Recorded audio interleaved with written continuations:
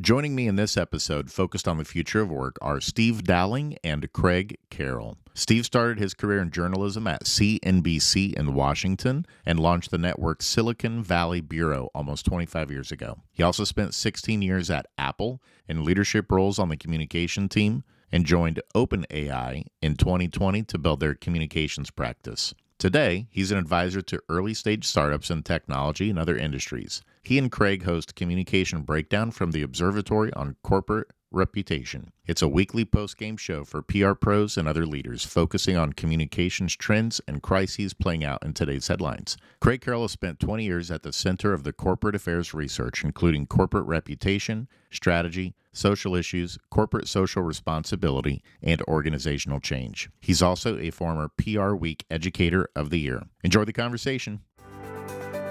You're listening to Working Forward, a future of work-focused podcast from PeopleForward Network. These episodes pave the road ahead, helping us confidently step into the future as a leader who moves people forward. After all, the best way to predict the future is to create it. Let's go.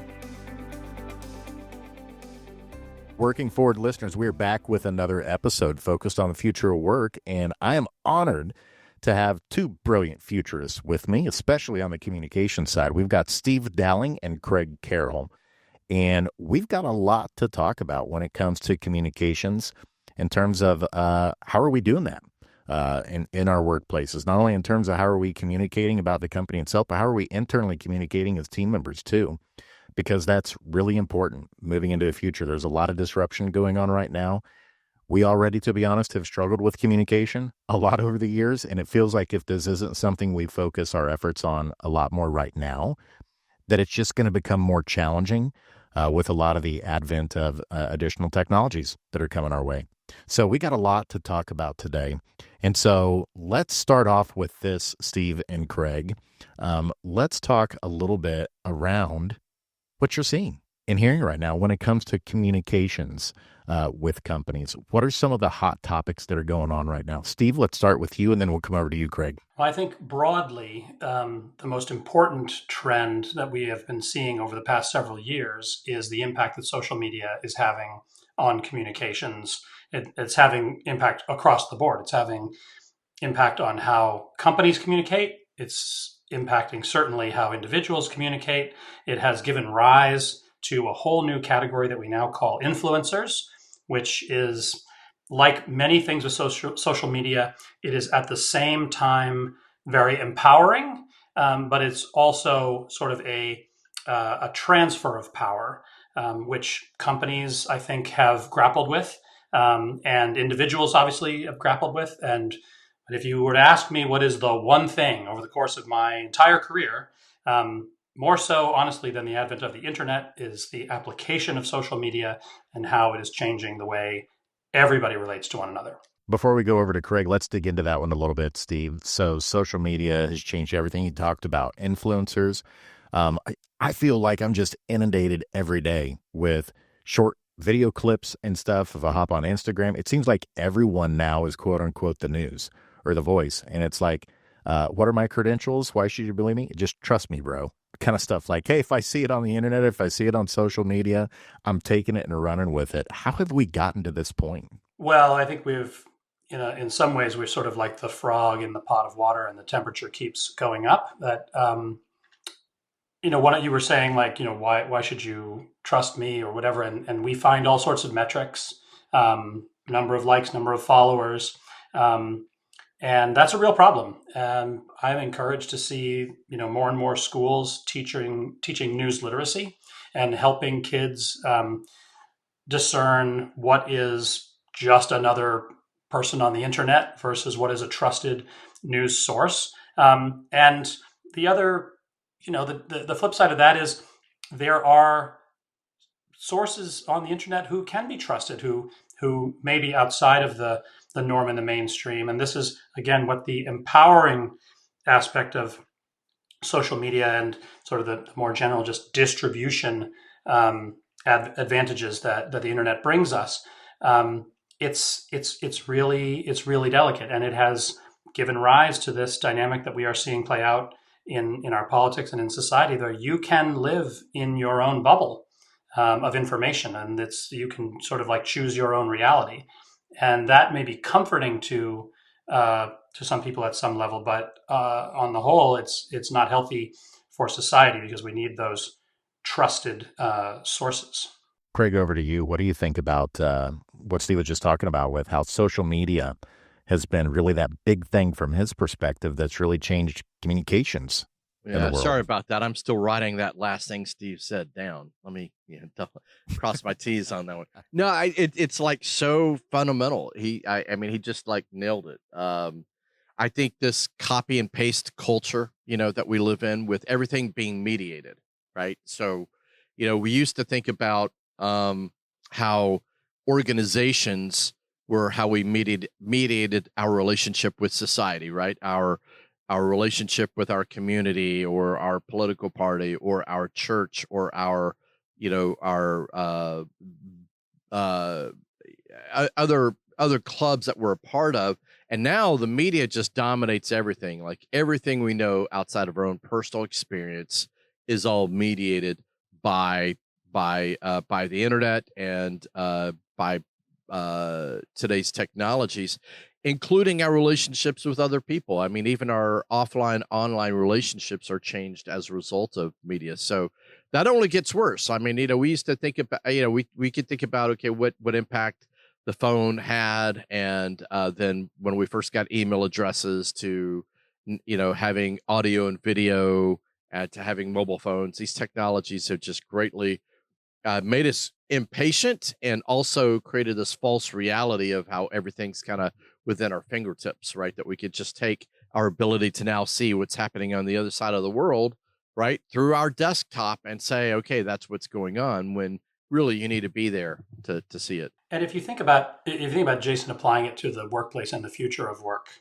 we think about communicating within an organization, a company, let's say, and if we rewind, not even 20 years, so we rewind 15 years, you could envision a world in which much of the communication was in a sort of top-down memo. We're going to send out an announcement to the company, and everyone will read it. And people may have water cooler conversations, or some people might reply all on an email, which is not necessarily a new convention. But now we have workplace tools like Slack, where announcements are like the jumping off point in a lot of cases for just an ongoing conversation that is, from a management point of view, very hard to manage, and from an employee point of view, a lot of times very hard to follow. And so trying to channel that conversation to something that can be constructive without stifling people, this new distribution of communication power has really changed the dynamic, and it's something that I think a lot of companies still struggle with when it comes to communications, especially that what we used to think of as top-down communications, leadership to the entire workforce. Well, even that top down, it can play out in so many different ways. I mean, one of the primary challenges of communication in the first place is that we send a message, therefore they got it, right? We communicated because we sent it, right? And certainly this digital side enables us to see, okay, even from a receiver point of view, right? Just the fact that it's in their box or that they open it doesn't mean that they really understood it, or that they're going to take the same meaning from it, or that they're going to take action on it in line with the direction of what we're intending. Those problems have always been there. They're just amplified, and the consequences are just far more serious now And accelerated as a result too, of it, and accelerated. That's because right. the reactions now measured in seconds, which again can be hard to keep up with. So technology is just taking poor communication that we did before, it's just making it quicker. Amplifying it, Essentially amplifying it. Yeah. Making it easier to do that. I Not like that to it's think doing it's all sort of of that, but forcing us to hone and sharpen our skills, because Wow. there is really no room for error anymore. There's no room for error. I mean, there's no margin for error. You have to be very thoughtful about how you are presenting information, especially when you're presenting it to a wide audience. When you're in an environment that has these workplace tools that we're all now working with, because if you look at a Slack room that has 100, 1,000 people in it, that goes off the rail pretty quick. And so I think it's just a major consideration that a lot of time.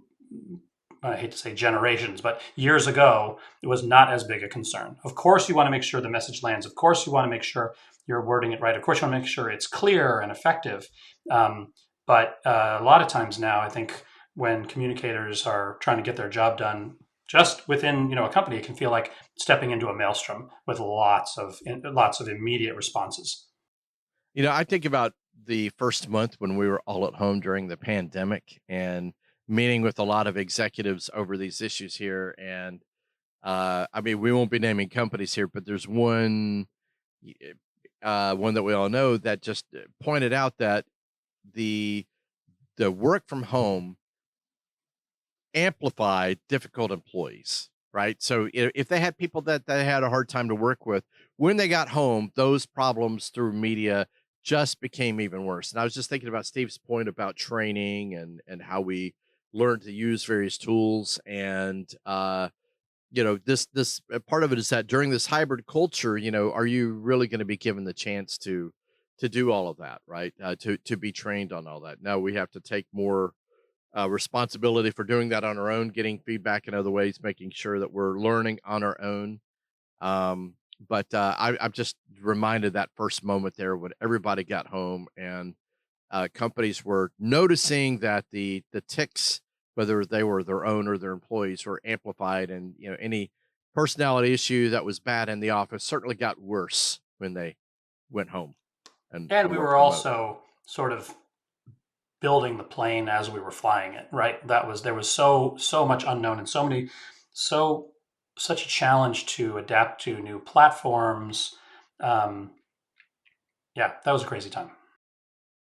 It was, and it just seemed too like I think it helped us understand we were already struggling with culture in a lot of workplaces, right? I mean, if you looked at any data from McKinsey, Gallup, whoever it was that kind of surveys these things, a lot of organizations were struggling to have people connected and in the right ways, even when they were together, tethered in like the same physical location, working together. And then it was just amplified by going home, and then the communication was off there. One of the things I'm finding fascinating, and I want your insights on this, is obviously we're podcasting today. Seems like almost everybody is podcasting now. To what extent are you seeing and hearing that more companies are leaning into podcasting as a key communication tool to assist with alignment to vision, to strategy, to execution of getting teams to be on the same page together? How's that going?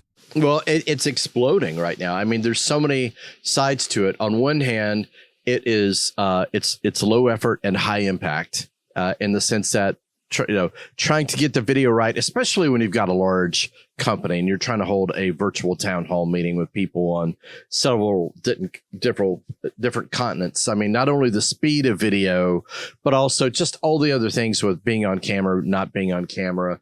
But you have the authenticity and the intonation and tone, tonality, personality, emphasis that can come out, and also the improvisational side of and your ability to interact faster than you can interact through written communications. And then podcasting gets you then, just sorry to interrupt, Craig, is that you get all the benefits of that, plus you have the time shifting element if you have a global organization, and you can still deliver something that is engaging like audio and video, but you don't need to have Europe stay late at work and have Asia wake up early in the morning to get that distributed message. And also just the fact that it's audio, and I've never really been an audio fan until I realized, wow, I don't like using the word multitask, right? But let's say I wanted to do other things, like if I wanted to go for a walk, well, I'm not going to be able to watch a video and walk, right? So the fact that you could do other things and be present in two worlds at the same time with audio is certainly something that makes it a lot easier when we're so concerned about effectiveness or productivity and getting more done in less time. And but I also think you have the capacity to catch a little richness there that you're not going to get from just reading a memo. Yeah, I think that audio is the most compelling aspect of it. And I started my career in television news, And one thing that you realize when you're in television news, especially, in the 90s and early 2000s, is um, in a crisis, when, big news really breaks, especially in a far-flung part of the world, the best television is radio, because you likely have somebody on the phone faster than you have them on camera. You really want to immediately relay information first. Sometimes, the picture is there, but even if it's not, you can still get information and deliver it in a compelling way with audio. So my heart has always been with radio. Yeah. So another aspect of it, especially now with the, return of the office and remote work, is that so many companies are reporting that podcast works with their remote workforce, or even on the manufacturing side, or the people who are out on the floor, right, who are not working from the office, right? They've got their mobile phones, they're out, they don't have their laptops, they're not going to be checking email, but the ability to hear something over their phone really helps them to connect with their remote workforces, and even especially on the manufacturing side and those that are out in the field. The potential is huge. Do you ever hear from like a talent acquisition perspective? Do like team members ever share those episodes and be like, this is why this is a great place to work? Look at this. This is how we get communication. We have a podcast that keeps us informed, all of us, from, the senior level executives all the way to the frontline workers. Is it ever used as like a tool to help with, talent acquisition, you think? Wow, I hadn't thought about that. My head immediately went to that website where people post their reviews about their companies. Glassdoor. Glassdoor, right? Yeah, I haven't run Woo! into that specific to podcasts, Jason, but I do know that companies who have really strong communication practices are able to build better relationships with their employees, and those are the types of places that I believe that people leave those types of positive reviews on Glassdoor. And it's a it's an aspect of being connected, but there's also an empowerment um, element to it, because when you're better informed, um, I think you feel closer to the decision making, and then you understand it better, hopefully. So certainly all the elements are there. Oh, one of the other things I've been thinking about when it comes to communication in the future of work, we don't have to spend a lot of time on it, but I want to talk a little bit about artificial intelligence. Earlier today, I actually met first person. I've heard about this concept of digital twins, where like you have someone that like you dispenses all of your wisdom and your knowledge, and it's in this hologram or this, avatar that you have. And this gentleman, he had one. And it just got me, starting to think about, I saw a quote from Mark Benioff that came out last week, and he was saying today's CEOs are going to be the last ones that lead all human teams. That moving forward, there is going to be agentic teammates, or maybe eventually we get to a point where my boss one day maybe is, someone that's an AI agent. When we think about communications, what are the implications there in terms of how we may communicate with not only, other people on our team, but potentially agentic teammates? Oh, that is already happening. I mean, I know Steve doesn't follow Sam Altman. I do. I learn a lot from this young whippersnapper. But one of the things he's talked about is, this race to become the first one-person company to hit $1 billion, and it's largely through this idea of agentic AI. And so you're hitting on digital twins. That in itself is like a huge area. So Steve, when we were working together a couple of years ago in my class in Slovenia on digital transformation, that was one of the hottest areas, was this idea of digital twins. There's so much there because, so it's more than like having your own personal twin. The idea of digital twins applies to everything. I mean, it's thinking about your organizational chart. It's thinking about your map to the office. It's thinking about your workflow, your operations, but your ability to conceive of anything, any person, any process through a digital means. But now it's taking on more meaning, where those digital representations are actually able to do the work. I'll give you an example of one that I use. I've got several tools in that space, one of which is like mapping out your entire stakeholder journey with all the groups that you work with, where you're looking at all the different touch points, right? It used to be a tool that you would map out so that you could assign accountability, division of labor, KPIs, so that you know who was doing what in what sequence. And it used to be, okay, that was good enough. And then the next step in the digital era was to connect all your standard operating procedures and your rules and your checklists of everything that you're going to do on that step. But now it's like one person could completely, through agentic AI, completely control the entire process of handling everything from, okay, somebody coming to your website to this agent interacting with them, getting their name, phone number, contact information, email address, carrying on a conversation with them to get them to go to another page on your website, to get them to go to another page on your website, to buy a product from you and then send them the receipt or the invoice, or if they haven't paid, to follow up. And then at the same time, engage them through a chat bot, right? So the potential, and then to be able to circle back with a digital twin is to be able to see it on your dashboard, to be able to see the entire process, to be able to isolate exactly where in the customer journey things fall to pieces, right? So that you know exactly where you need to fix what, right? So, we normally go to squeaky wheel gets the oil type of thing. But with digital twins, right, you're able to find some of these quiet moments that, it's not loud, but you can identify problems in a less riskier manner that helps you get ahead of problems. Do either of you use AI note takers like Otter AI or anything like that? I have 2 or 3 competing with each other.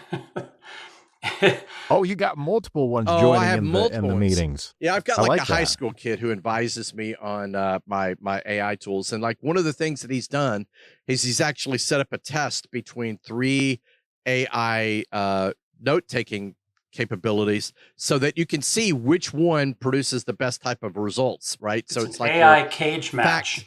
Yeah, that's exactly what it is. I love that. It's a cage match between. Don't tell between your- FanDuel, because that'll be next. It'll be AI agents battling to the death, and you'll be able to bet on them using Note taker DraftKings or duels. whatever. Yeah, Craig introduced me practical applications of these of Otter, basically by joining Zoom meetings with him and then seeing that there was an avatar of some sort there, and then getting the notes afterwards. And I think that's super, super helpful. AI is a productivity tool. It's a really, really powerful productivity tool. And to this idea that, we're now going to have the first, CEO that manages a workforce that is not entirely human or whatever. I mean, it depends on how you look at it, because you could make the argument that like Bill Hewlett or his generation would have been, the first, because we have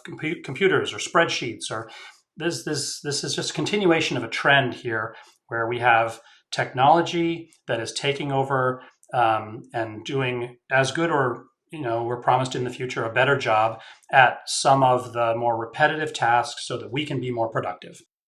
More productive and stay in our zone of genius, right? I think that's another aspect. The parts that we enjoy, the parts that we hope we can do better than you. No? Oh, we hope. I mean, you're the zone of genius, sure. Agents, I think, are a tantalizing, prospect, and they will, we will see more of them, and they will go out and do stuff for us. They will follow instructions, which is good. And you also have to be able to train them to push back on you and say, Craig, that's a stupid idea. Until you reach want that point. sure. Oh no, I mean, I got to say that has been very powerful to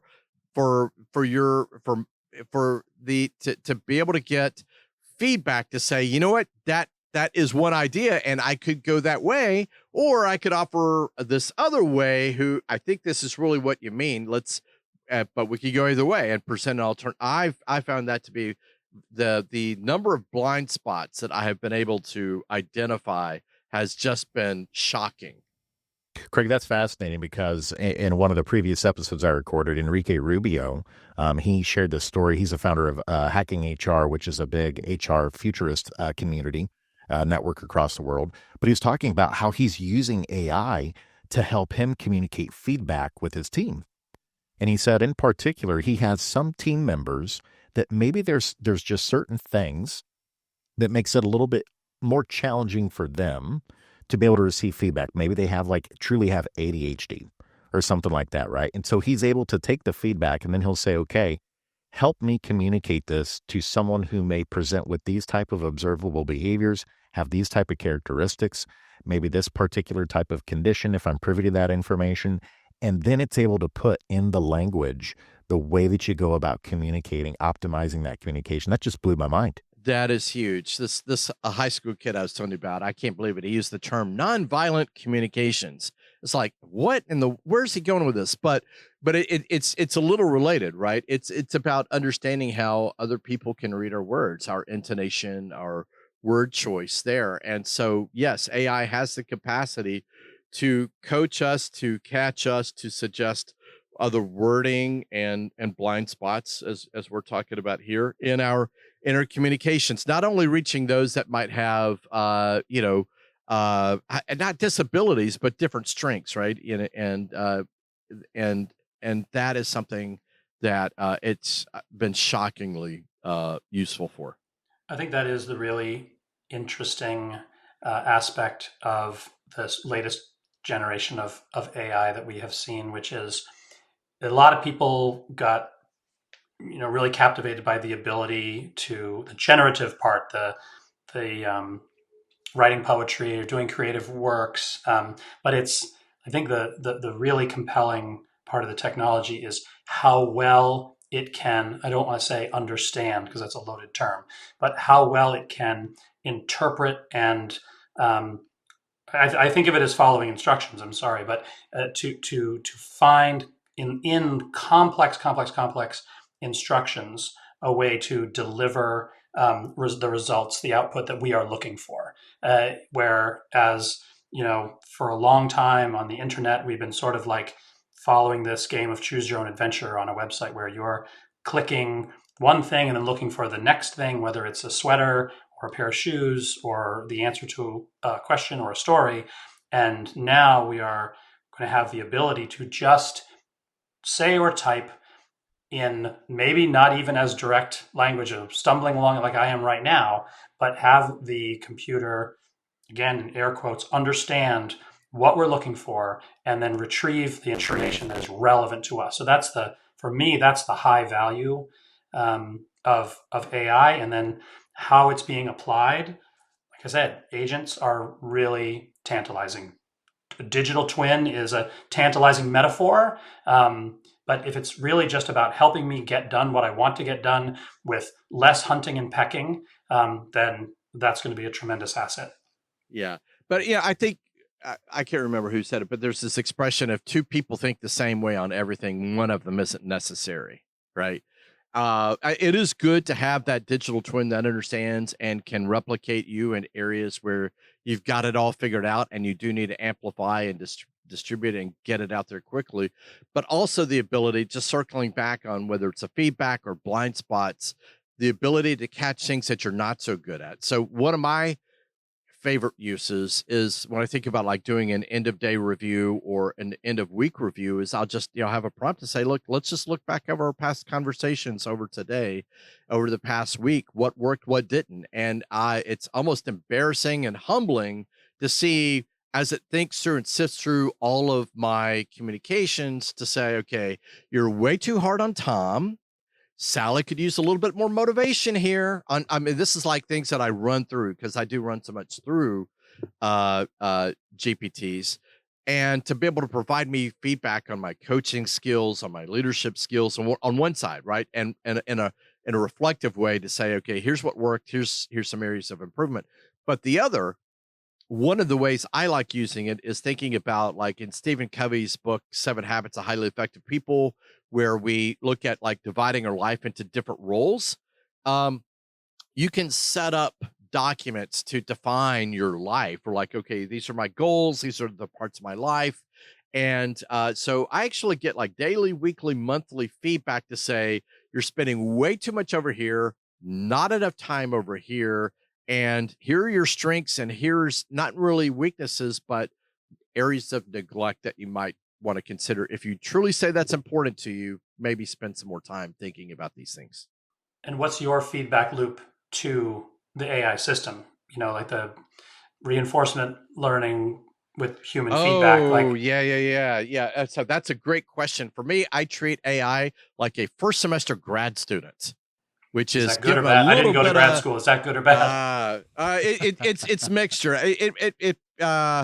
Okay, why don't we say first semester senior year, right? Where they're pretty far along, but they still have a couple of classes left before they graduate, right? So you can't give them some things, but no matter what, they're going to tell you what you want to hear, right? So you have to figure out how to game it in such a way that it's not always telling you what you want to hear, and that you have to develop your own heuristics to be able to fact check what it's presenting, call it on something, and maybe even double check its own work. But also, getting back to this high school kid, I'm gonna have to leave him nameless right now because I don't think his mom and dad know what he's doing after school. But he'll set up these competitions between like Claude and OpenAI on these different tasks where they will create conversations back and forth between the two of them to catch each other on their stuff. I mean, I guess maybe that's what Benioff is talking about in managing, non-human employees, I guess. I said stuff because I'm assuming it's like rated G, podcast. So You guys have probably heard safe about for this too, work. but Notebook LM, I'm seeing where there's a lot of AI podcasts now that are just generated from Notebook LM. Not saying it's good content, but I'm saying like these people are plugging in their notes and then they're turning on the ability for it to turn it into a podcast. And it's just two AI voices having this conversation. Not good content, but I'm like, again, back to the thing we're talking about. It's almost making it too easy for there to be content and communication going out in the world that's not really high quality. And they're reaching a cultural tipping point with that because there was a Saturday Night Live sketch about it last week. Oh, really? Yeah. Who was the host, by the way, for that I one? believe it was Chalamet. Timothy Chalamet was the host, and he and Bowen Yang, I believe it was, played to AI podcasters. Oh, jeez. Here we go. It did not go well. That one out. It was very funny, but the podcast did not go well. I've seen mixed success with the Notebook one. I would say on some information rich, like scientific reports, okay, it's actually pretty interesting. It can be 30% substantive. I think the ones that where I cringe at is I've seen a few that have posted compelling topics on YouTube videos that it's just the podcast, and it's like I came to learn something. Instead, I'm just listening to two bumbling idiots kind of interrupt each other and Maybe we're just at the proof of concept stage right now because Jason's a professional podcaster, content expert, and Amateur.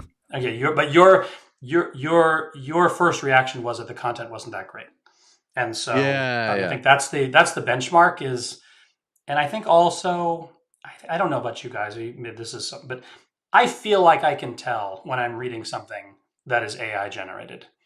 And Yes. I don't know that I want that.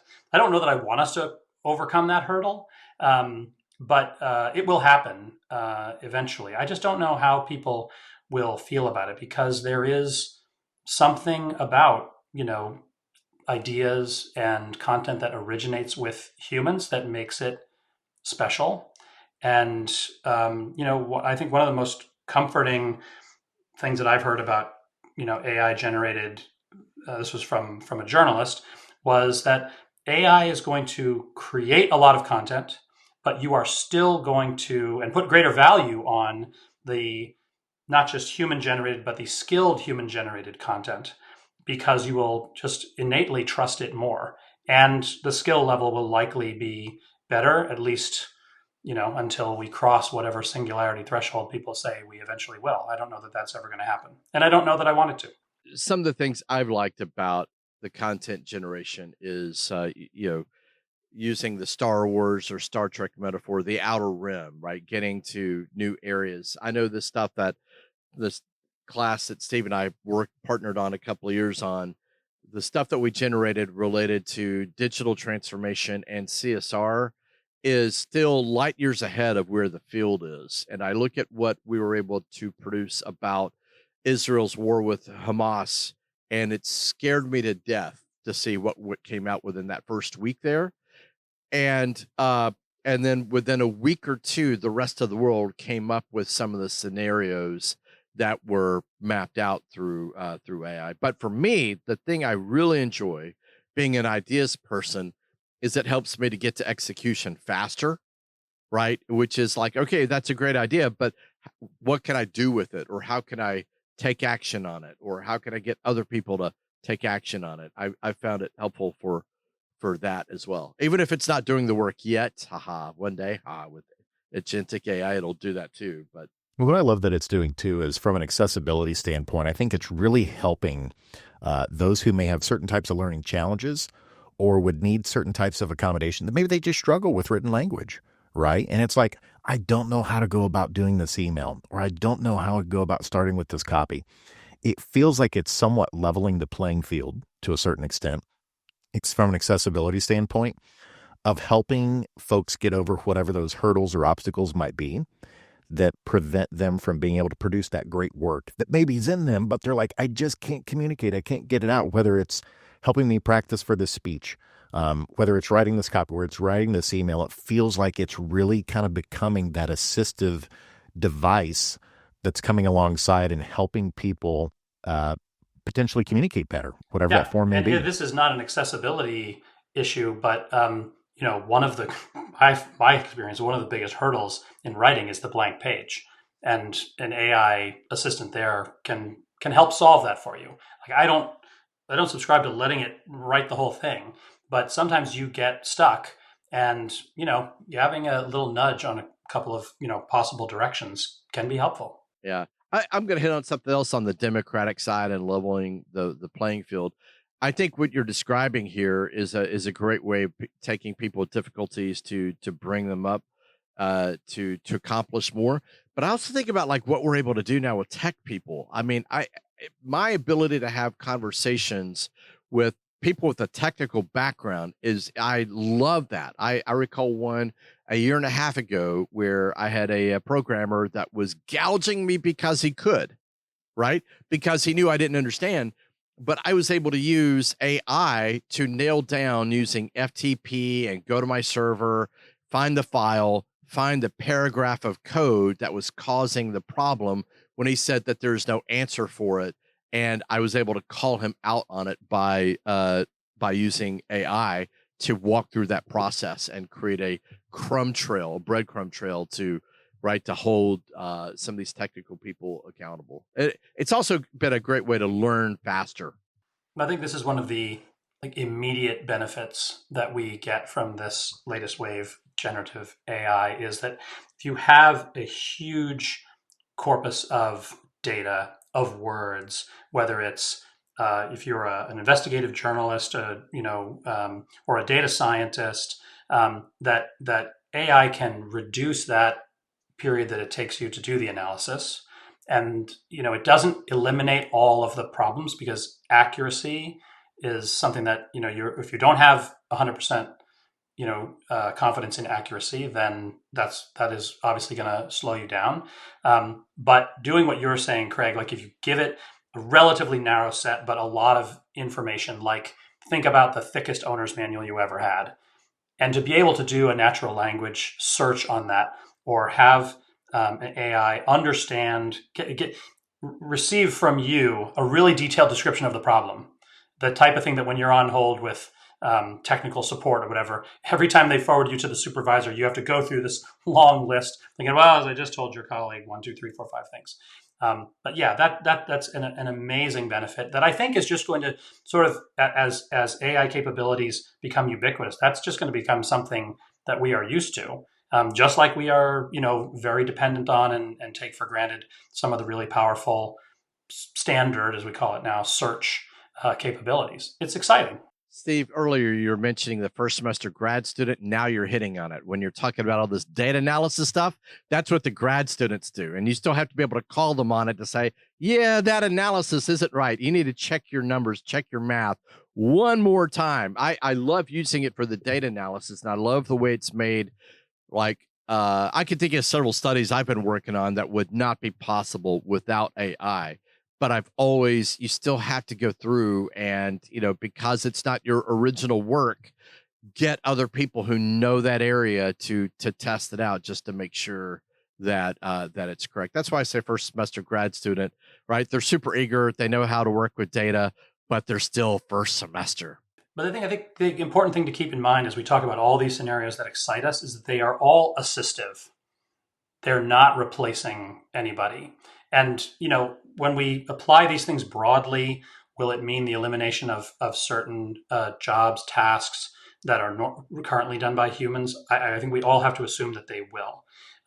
But as we apply them broadly, I think the impact that we are going to see is that they make your job easier. They make the individual more powerful, whether it's with the equivalent of a thick owner's manual or a lot of data to comb through. And that is, again, just another extension of this line that we have been following, I think, for all of our lifetimes, which is spreadsheets replaced ledgers and other technologies have replaced old school methods of doing things. It's just that it feels like the curve is getting really sharp because of the capabilities of AI and that they're coming at us so quickly.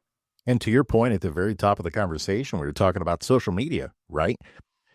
How long have social media managers been around? That's a pretty new position, right? With the advent of social media, it's like now you got folks doing really high paying jobs in high demand doing social media management. And I've been at some family gatherings where we mentioned that. They're like, that can't be a real job. It is. And it's in high demand.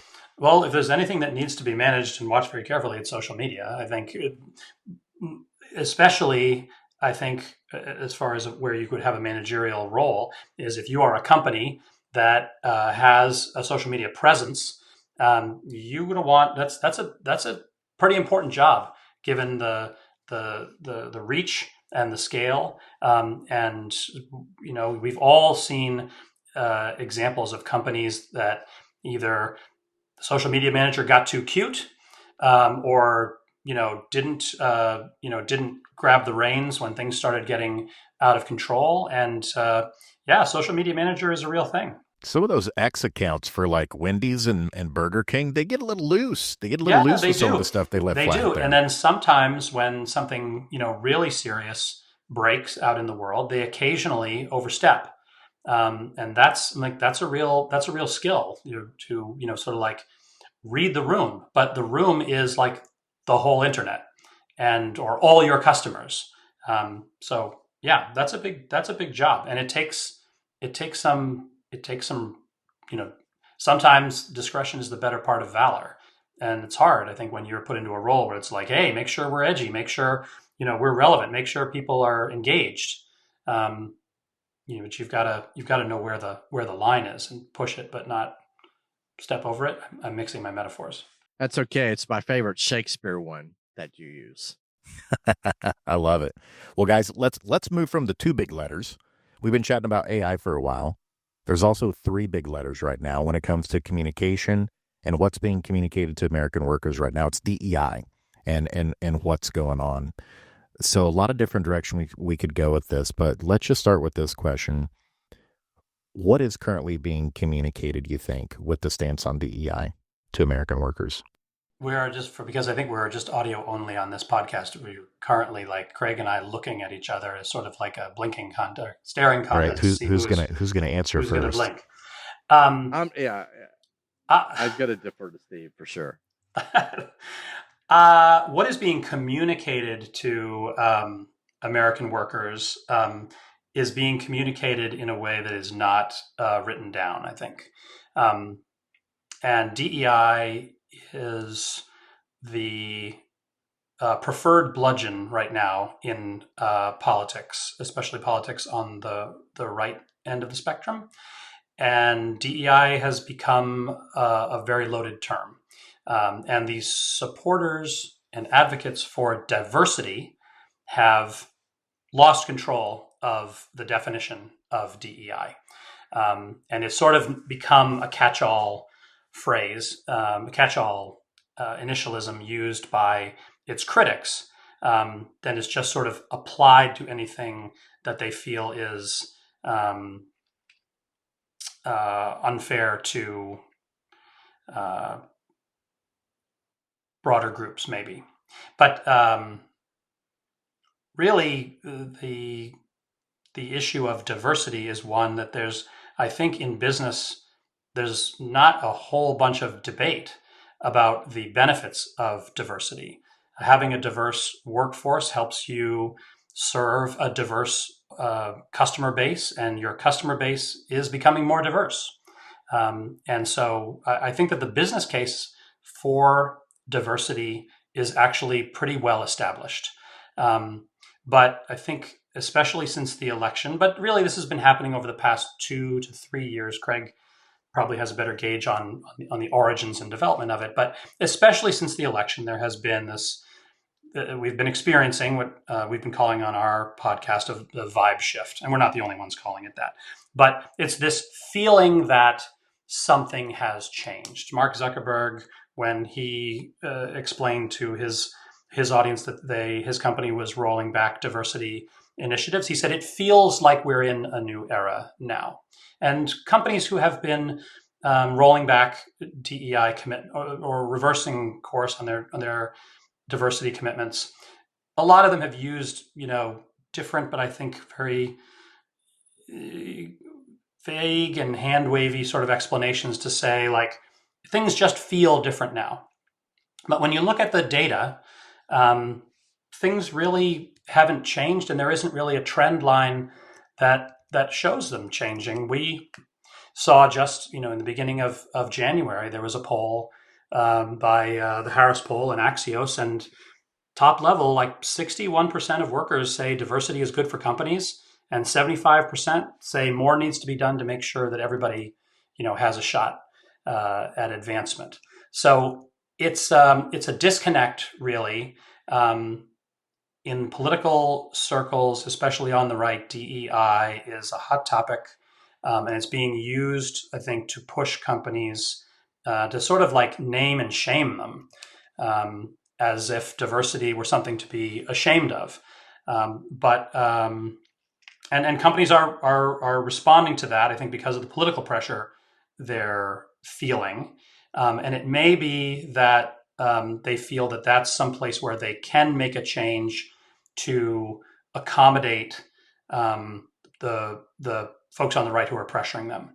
But it doesn't, from my point of view anyway, it doesn't change the fact that diversity has proven benefits to business, and it's also very widely not just accepted, but supported by people in general. I don't know what to add. That's like, what? That's the answer, right? So I mean, for me, so I teach CSR at Rice in their MBA program, and we spend a whole week on this topic. Corporate social responsibility. Corporate social responsibility, and it's the same thing with ESG and CSR, corporate social responsibility, as it is with DEI. There's groups for it, groups against it, and in business, right, for anything that you're doing, you got to make a business case for it. But I think now, through classes like CSR and groups that are speaking out now more about being marginalized or not being included, that there's also a moral case for it as well, right? For me, I think what's important is two things: clarity and transparency, right? That and it's like getting clear on what are you doing and why are you doing it? Like what's the goal? And I think sometimes we conflate the business case with the moral case, and I think we could come up with all kinds of questions about people's motives. And my thought is, look, as long as you're doing the right thing, I'm okay with you doing it for the wrong reasons, But I do think there's something in terms of supporting our colleagues of color that seems to be. I mean, there's other categories right now when we think about DEI, but the racial equity is probably the one that's been dominating here for the past 4 or 5 years. And for me, it's been important not as a concept, but as a relationship, like with peers and people in my life who understanding what they've gone through, and that it's a way of supporting them. It's interesting to see from a sort of PR and language point of view that it's not the DEI is just the latest term to be sort of weaponized by its opponents.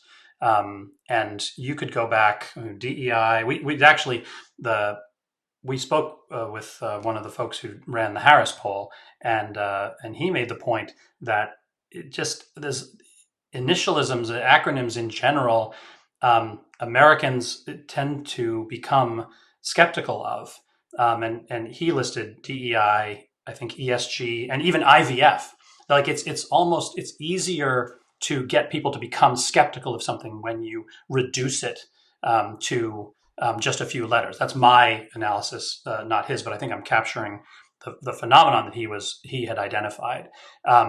And DEI is shorthand for diversity, equity, and inclusion, but that initialism itself has been co-opted by the opponents of diversity, and it's been distorted into a term that can be applied to anything the critics feel is too progressive or too woke. And now, as a result, and the data does show this over the past, I'd say, 24 months, the audience now understands that DEI is somehow code for woke or code for something that's not good. And polls have shown that if you ask people about DEI, that they kind of go, oh, geez, I don't know. But if you ask them about the goals of diversity, they support it, and it's actually pretty healthy support.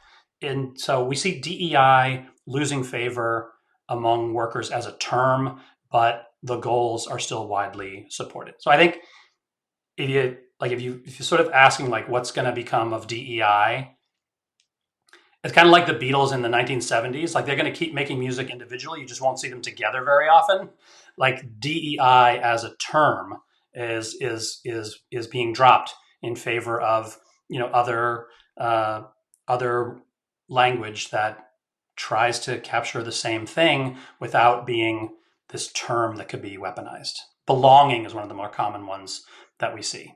What do you think will be some of the consequences from that, Stephen, Craig? Like, just kind of picturing into the future, let's say DEI is just completely gone, with most organizations. Well, the thing is that we're not seeing that the goals are being abandoned. It's really the language. And some of the most outspoken critics who are actually driving some of these companies, they're online, the provocateurs is probably the most polite term, but these folks are out there making videos to try to name and shame companies over DEI. And what the results they're really looking for is stop using the term DEI, stop being doing the more performative things like supporting the Pride Parade, or it's really from my perspective, it's really about the communication. It's really about. I think it's about the communication right now, but I think as soon as we change the language, it'll be about something else, right? No, I think you're right, but the impact right now is that if you read closely and look at what the companies who are actually making these announcements when they talk about changes to their diversity programs, you see things like, well, we are still committed to a workplace, that is welcoming to all, which is, I think, another way of saying diversity. And the same goes for equity and inclusion. And so there's companies are walking this tightrope where they are trying to change as little as possible, if for no other reason that they know it is good for their business. But it's also, I think they know it's not a good signal to be sending to a diverse workforce. But at the same time, they're also trying to signal to a certain segment of the audience that, yeah, we're gonna stop talking about it. We're gonna be diverse. Essentially, we're just not gonna admit it. And I think that's a very difficult position to be in. And one of the outliers over the past several weeks has been Costco. And this was actually the first time, I think, since the election that we were going to get a data point as to support for or against, we'll just call it DEI programs, because Costco shareholder was actually a think tank, a conservative think tank in Washington, D.C. He filed a proposal that said, essentially, we want you to look into, reconsider. I can't remember what the language was, but it was very clear. This was going to be a shareholder referendum on the diversity efforts. And Costco's management, to its credit, stood up and wrote down anyway, which is more than a lot of companies have done, and said, no, we believe in this. We've done this for a long time, and we see real benefits for our employees, for our customers, for our business. And believe it or not, that was a big deal that a company would commit that to paper. And so when it came to the vote, January 23rd, that shareholder proposal, 98% of Costco shareholders voted against, voted in favor of diversity effectively, over 98%. And so one of the things you shared there too, Steve, that's just going in my head, and I think it was you that mentioned it, Steve, but the concept of the labels. How much people, as soon as you label something, it's just like, I don't want to believe in that. They can't be. So maybe that future you're talking about is still going to be doing a lot of practices around valuing diversity, equity, and inclusion, but no longer calling it that. Is what it kind of sounds like. It does seem that way. For me, that's and another more. issue. There will be more, but in the immediate term, that seems to be one of the goals. Yeah. I mean, for me, that's, I think, that's another issue that we're going to be dealing with, right? This is a great test of, the degree to which our labels represent what's going on, right? So like a lot of Steve and I have peers that talk about, we're just going to change the language. We're going to call it something else.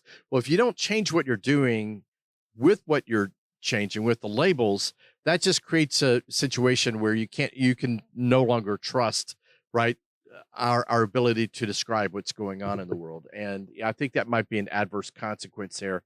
For me, at the end of the day, it's going to come down to outcomes, data for the goals that you're trying to accomplish, and I think as long as we have a data that we can all agree on, observable facts, right, then we're going to be able to see that this indeed is a very powerful engine of creativity for organizations. Which, Jason, just to again bring it back to our first part of this conversation, when you live in an environment dominated by social media, it's not easy to find a shared set of facts.